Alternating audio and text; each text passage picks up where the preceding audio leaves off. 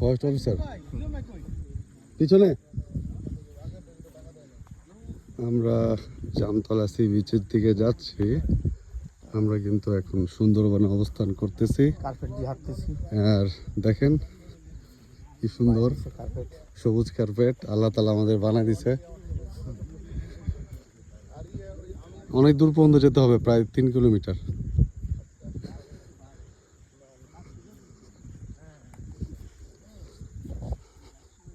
এই মাঠের দুই পাশেই ঘন জঙ্গল, বন, মাঝখানে মাঠ। মাঠের যে ঘাসের নাম দুফলা ঘাস। দুফলা ঘাস খাবার জন্য অনেক দূর দূরান্ত থেকে হরিণগুলো আসে খাবারের জন্য। এটাই হরিণের প্রধান খাবার। আজকে অন্তত 22টা জাহাজ ছিল এখানে সকাল হইতে এই পর্যন্ত। তো 22টা জাহাজের লোকদের আপ ডাউন করছে এখান থেকে। হয়তো বন্য হরিণ আমরা অনেকে দেখতে পারতেছি না, কিন্তু একটা পাখি দেখতে পারতেছি। কিন্তু শব্দ পেয়ে ভাগছে। হ্যাঁ, আর আমাদের এই গ্রুপের প্যাকেজের লোক যতই শান্ত বলি, এরা ওগুলান খেয়াল করে না। এরা গল্প গুজবের মাত্রাই আছে, তালেই আছে। বন্যপ্রাণী দেখতে হলে বনের একটা পরিবেশের থাকার দরকার। চুপ থাকা দরকার, নীরবতা পালন করলে। একটা জিনিস একজনে দেখলে অন্য একজন যদি বলে যে উই উই উই উই, আরেকজন কয় কই কই কই কই, ওদিকেও শব্দতে তো আর থাকে না, চলে যায়। তাই বনের পরিবেশ থাকলে অনেক কিছু দেখা সম্ভব। এই আর কি, সুন্দরবনের ঐতিহ্য দেখতে হলে নিরাপত্তা পালন করতে হবে। বনের পরিবেশে আপনাকে বন ভ্রমণ করতে হবে। না না না, 100 টাকা জরিমানা। ওরাও তো ভয় পায়, ওরাও তো মানুষকে ভয় পায়। আমরা আস্তে আস্তে যাই, কোনো শব্দ করেন না। গল্প কথাবার্তা সব জাহাজে বসে বলেন। একটু দেখতে আসছেন, কষ্ট করেন, কথা না বললে কষ্ট করার জন্য। এত বড় টিম আসলে। এই ডিয়ারিং জায়গার ভিতরে কোন কোন জায়গাটা? কটকা, কচিখালি, ফেরান পয়েন্ট, এই 3টা মাঠ। এই সুন্দরবনের 3টা মাঠ, এইরকম মাঠ সুন্দরবনে কোথাও নাই। এই মাঠে অনেক দূর থেকে হরিণ আসে খাইতে। হরিণের খাইতে আসলে বাঘ আবার হরিণ খায়। এই জন্য জায়গাটা খুব রিক্সের জায়গা।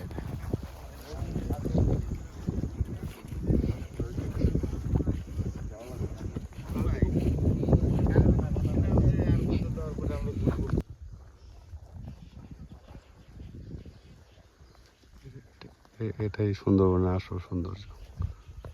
দেখেন এই ভিতরেই ওরা প্রবেশ করে।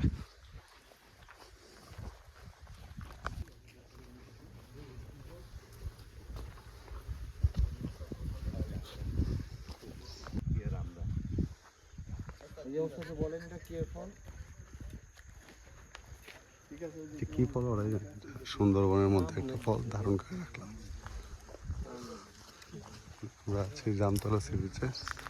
এটার ফুলগুলো অনেক সুন্দর।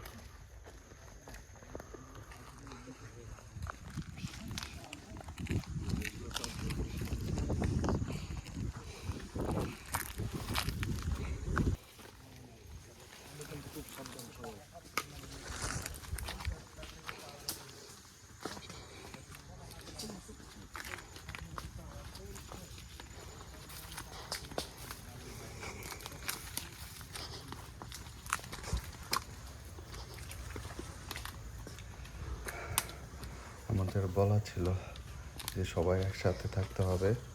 আসলে বিচ্ছিন্নভাবে বন ট্যুর করা নিষেধ। কোন সময় কি ঝামেলা হয়ে যায়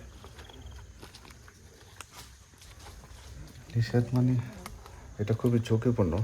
যে কোনো কিছুর হামলার শিকার হওয়ার ভয় থাকে আর কি।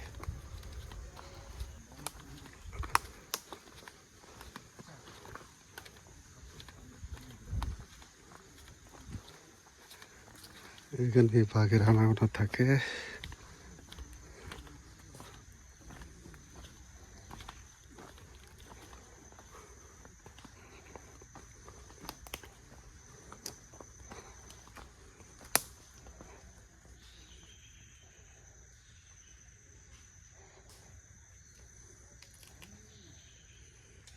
এটা কি গাছ ভাই?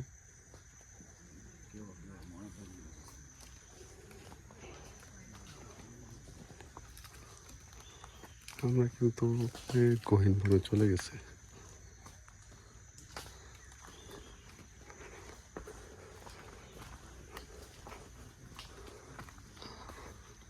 নিচ দিয়ে যেতে হবে।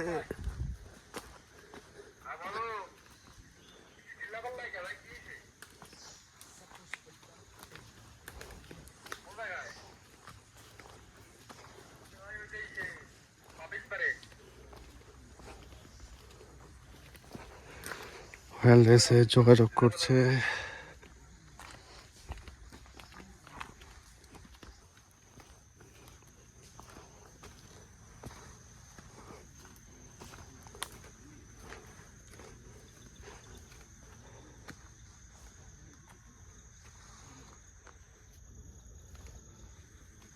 আমরা রাস্তা হারাই ফেলছিলাম, আসলে শর্টকাট যেতে যেয়ে আমার রাস্তা ছেড়ে বনের ভিতর দিয়ে শর্টকাট যেতে পরে আমাদের রাস্তা হারাই ফেলছি। এখন মনে হয় আবার রাস্তা পাওয়া গেছে। ওকে, জামতলা পয়েন্টে আমরা আছি সুন্দরবনের। আসলে ওই আমাদের গার্ড ভাই যেটা বলতেছিল, বনে থাকলে বনের পরিবেশে থাকতে হবে, নীরবতা পালন করতে হবে, শব্দ করা যাবে না, কারণ কোনো পশু পাখি মানুষের শব্দ পছন্দ করে না, যার ফলে আপনি হরিণ যে কোনো কেউই থাকবে না।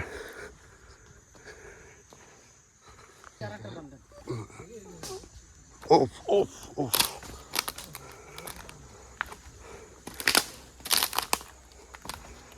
এত কাদা, এত শব্দ।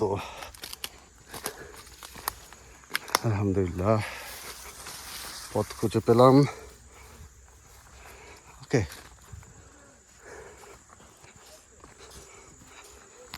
নাও আমরা যাবো ওয়াচ টাওয়ারে।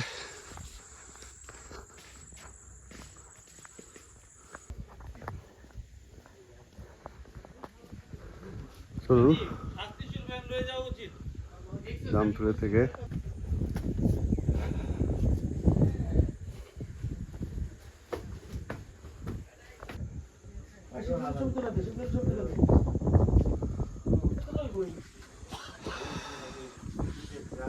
ওয়াচটার উপর থেকে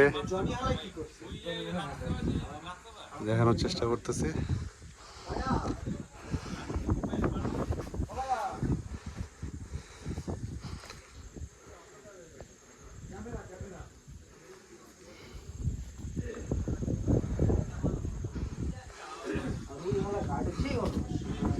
এখান থেকে কয়েকদিন আগে বাঘের ড্রোন শট দেখাইছিল, এখান থেকে ড্রোনটা উড়ানো হয়েছিল।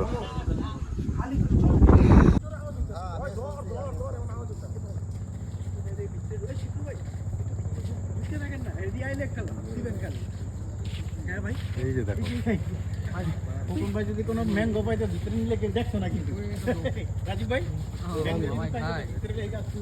পূজা পাইছে বাইরে আসছে, যখন দেখছে ভিতরে আন্দাইছে বা ইয়া কই এই এটা হচ্ছে লাল কাঁকড়া।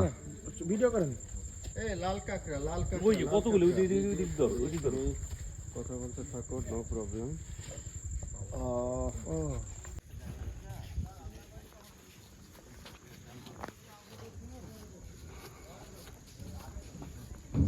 জামতলা পয়েন্ট থেকে বিদায় নিচ্ছি আমরা।